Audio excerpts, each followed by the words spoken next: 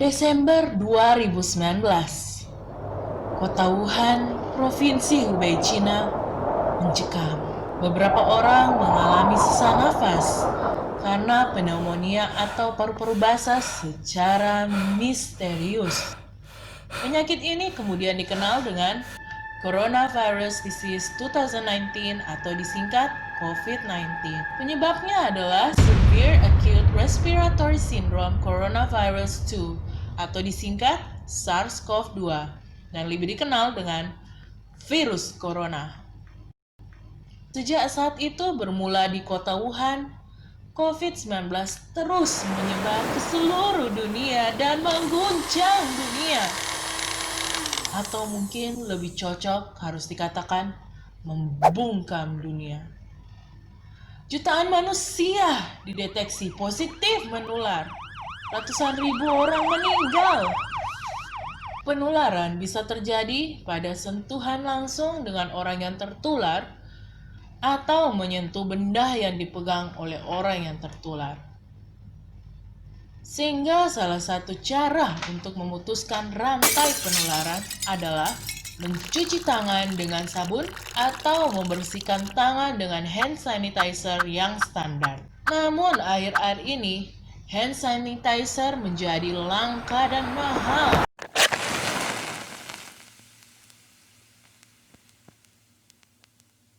Hai guys, saya Invi. Selamat datang di Infomax. Dalam video ini, kita akan ikuti cara membuat hand sanitizer. Bukan yang abal-abal, tapi yang sesuai standar World Health Organization atau WHO. Linknya dapat dilihat di deskripsi di bawah ini.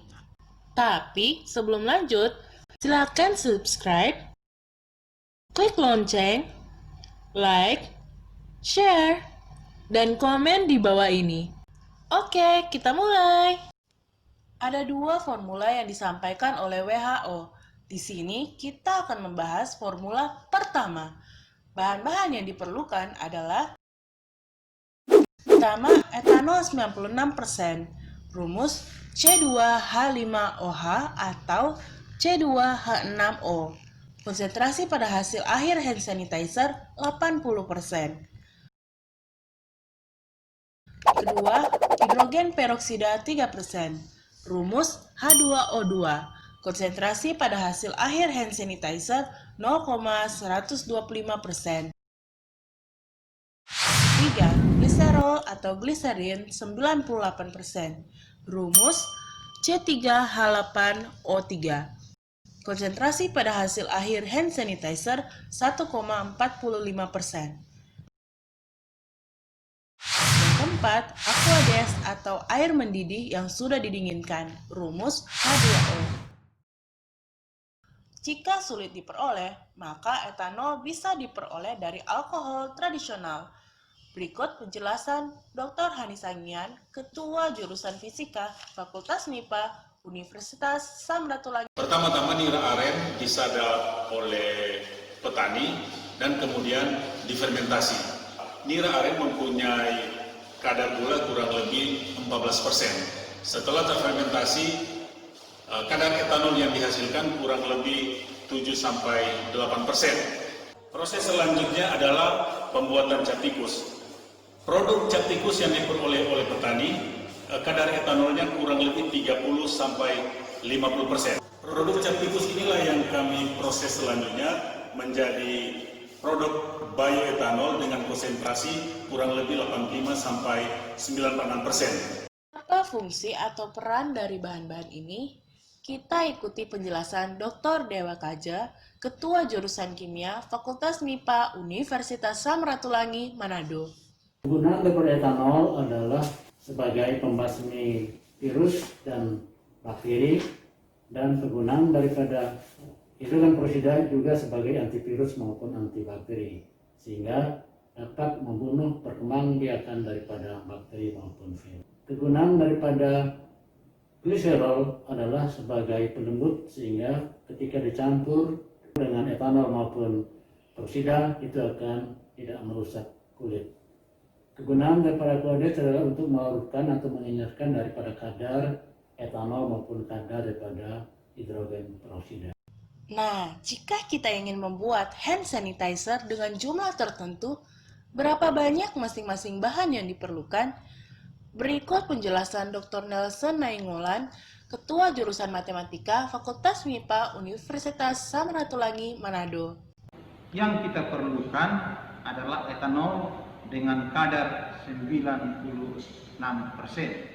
Sedangkan standar kadar etanol di campuran akhir yang kita inginkan adalah 80%. Misalnya kita ingin membuat 10 liter hand sanitizer atau 10.000 ml, maka banyaknya etanol kadar 96% yang kita perlukan adalah 80% kali 10.000 per 96%, yaitu sama dengan 8.333 ml.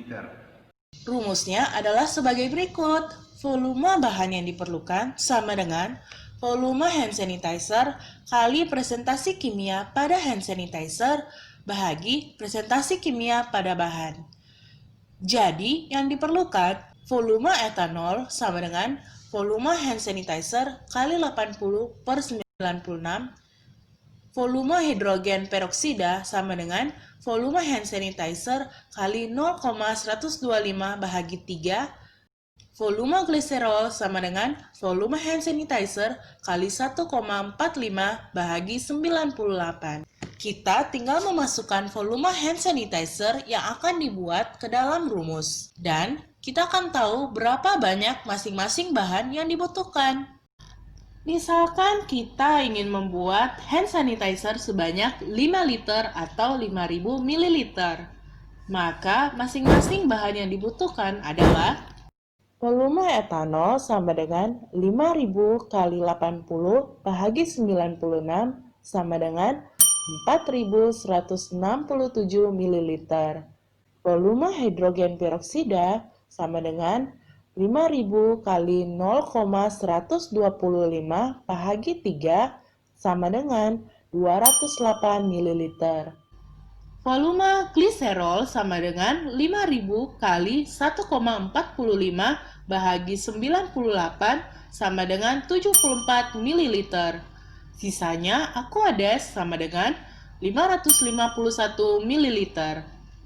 Nah, untuk membuat ini kita gunakan alat-alat berikut. Pertama, kontainer dengan penutup dengan kapasitas 7-10 liter. Yang kedua, corong. Ketiga, gelas ukur 5 liter untuk mengukur etanol. Keempat, tabung ukur 250 ml untuk hidrogen peroksida. Yang kelima, tabung ukur 100 ml untuk gliserol. Keenam, alkoholmeter. Ketujuh, botol-botol semprot. Cara membuatnya. Pertama, gunakan gelas ukur 5 liter, ukur etanol sebanyak 4.167 ml, dan masukkan ke dalam kontainer.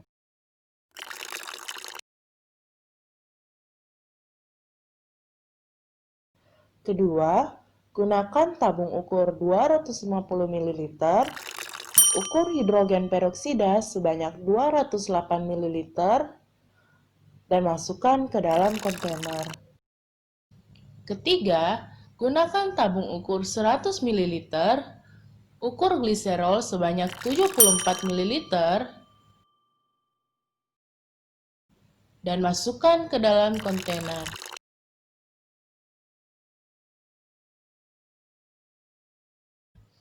Keempat, ukur Aquades sebanyak 551 ml. Ini bisa 2 kali 250 ml tambah 51 ml. Masukkan sebagian Aquades ke dalam tabung ukur untuk membilas sisa-sisa gliserol. Ini karena gliserol agak kental, sehingga kemungkinan ada sisa-sisa yang tertinggal di tabung ukur.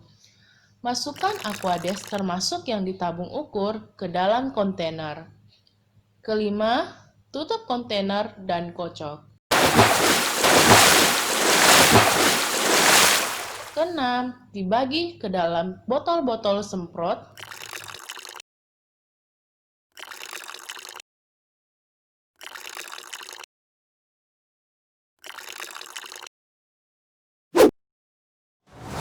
Ketujuh, biarkan selama 72 jam selama karantina agar benar-benar steril. Untuk mengontrol kualitas larutan, gunakan sampel larutan dan tes dengan menggunakan alkoholmeter. Kadar yang bisa diterima adalah 80 plus minus 5%. Jadi, kadar alkohol 75% sampai dengan 85%.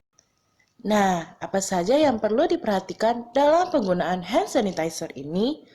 Berikut penjelasan Ibu Paulina Yamlean, SSI MKes Apoteker, Koordinator Program Studi Farmasi Fakultas MIPA Universitas Samratulangi.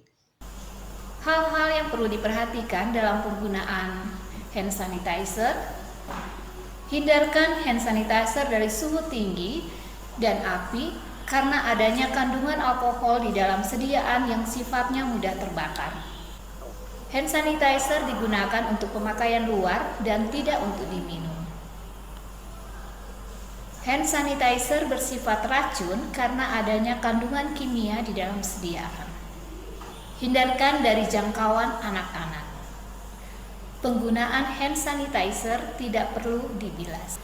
Cara penggunaan hand sanitizer: sebelum pemakaian, pastikan tangan bersih dan kering. Kemudian, semprotkan cairan hand sanitizer ke tangan Anda. Gosok hand sanitizer secara merata di tangan dan celah-celah tangan. Tunggu hingga mengering. Waktu penggunaan hand sanitizer: setelah keluar dari kamar mandi, sebelum makan, setelah batuk, dan bersin. Terakhir tapi sangat penting, berikut penjelasan Dr. Royo Rumende MKes, Ketua Jurusan Biologi Fakultas MIPA Universitas Samratulangi, Manado. Cara yang paling baik mencuci tangan adalah dengan menggunakan sabun pada air yang sedang mengalir. Kenapa? Mencuci tangan dengan menggunakan sabun pada air yang sedang mengalir itu dianggap yang lebih baik, karena cara ini adalah cara yang paling sederhana. Itu bisa kita temukan di rumah, di kantor, karena rata-rata di rumah dan di kantor itu pasti ada air dan sabun. Cuci tangan dengan menggunakan cara hand sanitizer dapat dilakukan ketika di tempat-tempat tertentu kita tidak menemukan sabun dan air yang sedang menyiapkan hand sanitizer membutuhkan alkohol dan saat ini bahannya semakin terbatas. Adapun manfaat hand sanitizer adalah sebagai berikut. Pertama, menjaga kebersihan. Produk ini dirancang untuk membunuh kuman dan mikroorganisme berbahaya hingga 99,9% efektif bila dilakukan dengan benar. Kedua, menerapkan kebersihan kelompok. Pembersih tangan ini dapat disediakan dan digunakan di berbagai tempat umum seperti sekolah, restoran, dan lain-lain untuk meningkatkan kesadaran akan pentingnya kebersihan tangan. Ketiga, mencegah infeksi dan penyakit. Mencuci tangan dengan bersih berarti membunuh kuman penyebab berbagai infeksi, terutama pada musim flu. Yang keempat adalah fleksibilitas. Anda dapat menjaga kebersihan tangan kapan saja, karena Anda dapat membawa dan menggunakan pembersih tangan kapan saja sesuai dengan kebutuhan. Dan yang kelima adalah kebiasaan sehat. Memudahkan Anda untuk menerapkan kebiasaan sehat dimanapun dan kapanpun apabila Anda tidak memiliki akses cuci tangan dengan air dan sabun setiap saat. Nah, jadi berapa banyak volume masing-masing bahan yang diperlukan jika kita ingin membuat hand sanitizer sebanyak 12 liter? Silakan cantumkan jawaban Anda di komen di bawah. That's all guys, semoga bermanfaat. Jaga kebersihan, jaga jarak, pakailah masker. Tetap sehat. Bye now.